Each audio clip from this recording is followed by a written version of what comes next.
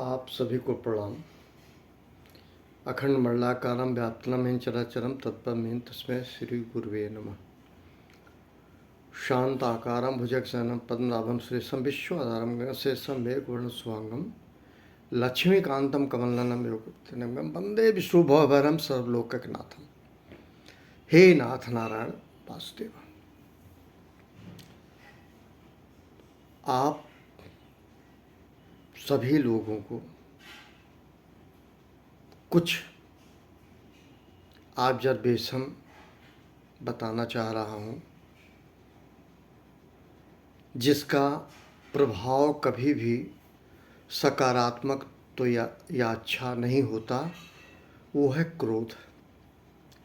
क्रोध में आपकी शारीरिक अवस्था में क्रोध के उच्च स्तर तक अगर आप क्रोध में जाते हैं तो आपकी शारीरिक जो व्यवस्था है वो विपरीत परिस्थिति में चली जाती है और आपकी सांस फूलने लगेगी, गले में लग रहा प्यास लगेगी, हाथ पैर कांपने भी लगते हैं, एहसास नहीं होता। पर क्रोध कभी अच्छा नहीं है। इसका अनुभव मुझे खूब रहा है, अपने शैक्षिक काल में भी और कर्म क्षेत्र में भी काफ़ी नुकसान उठाया हूँ। इसीलिए इस बात को आपके सम्मुख रखने का प्रयास कर रहा हूँ। कुछ चीज़ें व्यक्ति अपने माता पिता से देखता है, उसी चीज़ को उसी तरह से उसका प्रभाव बच्चे पे व्यक्तिगत जीवन में पड़ता है, क्योंकि प्रारंभिक शिक्षा उसके माता पिता से मिलती है। मेरे पिताजी स्वभावतः बहुत ही क्रोधी थे, क्योंकि उसका मैं भुक्तभोगी इस प्रकार से हूँ, अगर मुझसे कुछ पूछा गया और मैं नहीं बताया तो वो पूरी पुस्तक को माचिस से जला देते थे, बैग तक जला देते थे। ये एक बार नहीं हुआ है, कई बार हुआ है। और इन्होंने पुनः नया किताब खरीदा, कापी खरीदी, बैग खरीदा, मुझको मारा पीटा, बहुत मारा पीटा कई बार। मैं कुछ ये नहीं कहना चाह रहा हूँ मेरे पिताजी क्या किए, मैं और किसी का एग्जाम्पल नहीं दूंगा। जो मेरे ऊपर बीती है, मैं अपने अतीत के उस साये को कह रहा हूँ जो मैंने भोगा है। आगे चल के उनके असर से मैं भी नहीं बचा और काफ़ी नुकसान उठाना पड़ा मुझे, पढ़ाई लिखाई में व किसी से बात संवाद में भी। मैं क्रोध को रोक नहीं पाया, और क्रोध में सबसे बड़ी बात है व्यक्ति विवेकहीन हो जाता है, विवेक क्रियाहीन हो जाता है, विवेक मंद हो जाता है। मैं तो ये कहूँगा विवेक शून्य बिल्कुल हो जाता है, विवेक खो देता है व्यक्ति क्या कह रहा है।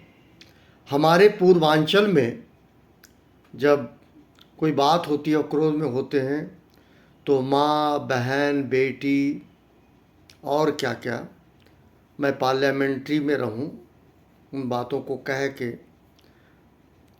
ये नहीं चाहता हूं कि इन बातों को लोग सुने समझे, लेकिन एक अभद्रता की सीमा ये होती है कि बड़ी गंदी गंदी गाली लोग देते हैं क्रोध में।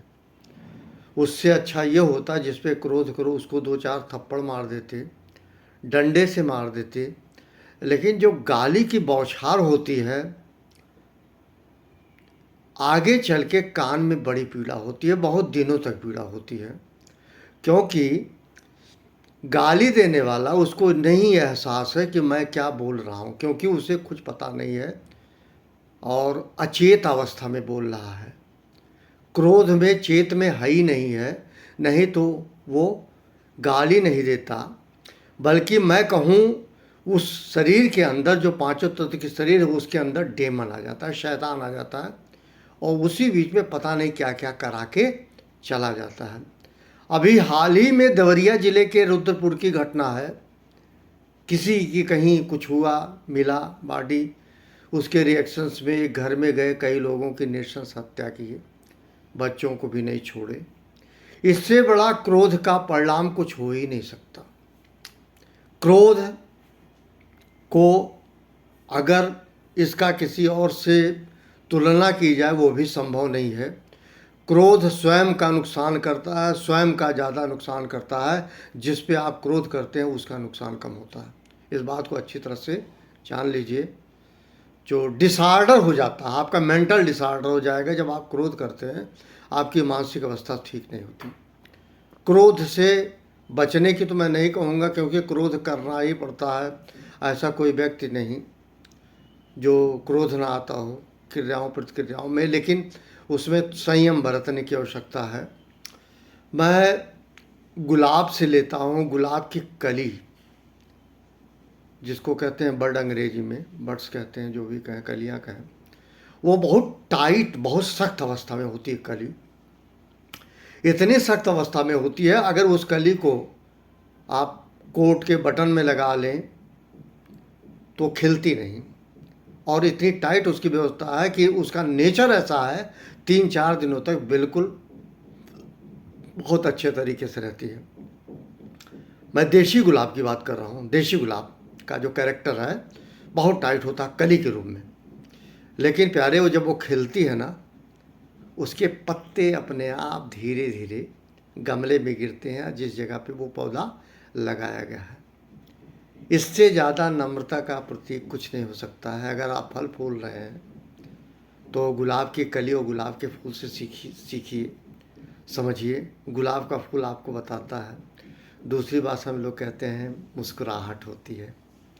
व्यक्ति जब कली से फूल बनता है मतलब तो मुस्कुराहट होती है। मतलब आप जवान जब होते हैं, खूबसूरती जवान की ही चर्चा जहाँ की जाती है, रोमांस, रोमांटिक और ये सब बातें, जवानी और पता नहीं क्या क्या कहा जाता है, वो यंगस्टर्स को कहा जाता है, क्योंकि वो फूल बन चुके होते हैं, खिल जाते हैं। मैं यही कह रहा हूँ, आप सभी से कह रहा हूँ, क्रोध किसी भी तरह से आपको अनुकूल अवस्था नहीं प्रदान करता, पर बहुत ही संयम से क्रोध कीजिए।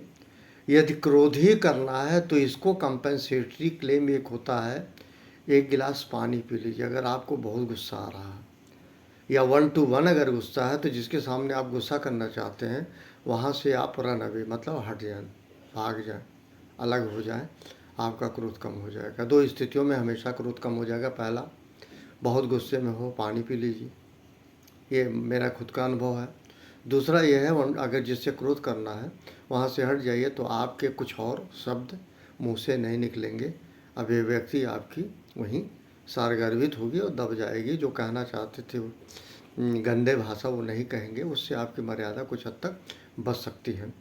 क्रोध का सबसे खराब पैरामीटर यह है कि हम जिससे क्रोध करते हैं लगातार भिड़ते हैं, बातचीत करते रहते हैं, अल्टीमेटली क्या होता है, उसका रिजल्ट कॉन्सिक्वेंसेस कुछ नहीं निकलना, केवल ईगो। केवल ईगो। 3 तरह के ईगो होते हैं, 4 तरह के होते हैं। मैं कहता हूँ इन बातों में हमें नहीं पढ़ना उसकी कैटेगरी। कई लोग कहते हैं ये है वो है। यदि ईगो नहीं है तो ख़त्म हो जाएगा। ईगो तो है, होने चाहिए हर व्यक्ति। ईगो का ही संबंध सेल्फ रिस्पेक्ट से है। ईगो होना चाहिए। मान सम्मान पे आँच आए इसके लिए ज़रूर विरोध करना चाहिए, लेकिन विरोध का तरीका किसी को गाली देना नहीं है। दूसरे, एक बात और कहूँगा इस वीडियो के माध्यम से, जब कोई व्यक्ति कहीं संवाद कर रहा हो, आजकल मोबाइल का ज़माना है, मोबाइल से लोग बात करते हैं। लोग कुछ बातें मोबाइल से ऐसी होती है, नेटवर्क इशू होता है तो घर के अंदर नेटवर्क नहीं मिलता है, तो लोग बाहर जाके बात करते हैं।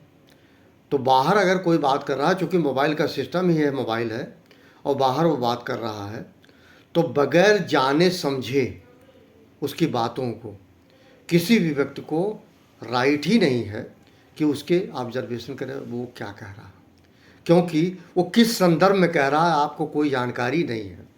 और आपको जानकारी संभव तब तक नहीं है जब तक वो बताए ना कि हम किस संदर्भ में बात कर रहे थे। तो ये सबसे गंदी बात है, जब कोई मोबाइल पे किसी से बात कर रहा हो उसकी बात सुनी जानी नहीं चाहिए। किसी भी व्यक्ति को, अगर बुद्धिजीवी है, कोई भी बुद्धिजीवी व्यक्ति का, उसका पहला कर्तव्य है कौन किसके किस संदर्भ में बात कर रहा है, आपको समुचित जानकारी नहीं होने की दशा में आपको कोई निर्णय, विचार, सोच नहीं रखनी चाहिए किसी के बारे में, क्योंकि उसका संदर्भ कहीं और होगा, कुछ और होगा, वो व्यथित होगा, किसी समस्या में होगा, कह कुछ रहा होगा। आप मतलब निकालने का प्रयास न करें, क्योंकि आपके बश का नहीं है। आप जब समझेंगे ही नहीं तो उसका मतलब निकालने का कोई मतलब नहीं, क्योंकि आप आधा ज्ञान लेके किसी चीज़ का सोच विचार न करें। इन्हीं शब्दों के साथ आज आप सभी को मेरी शुभकामना, सबको प्रणाम। Thank you very much.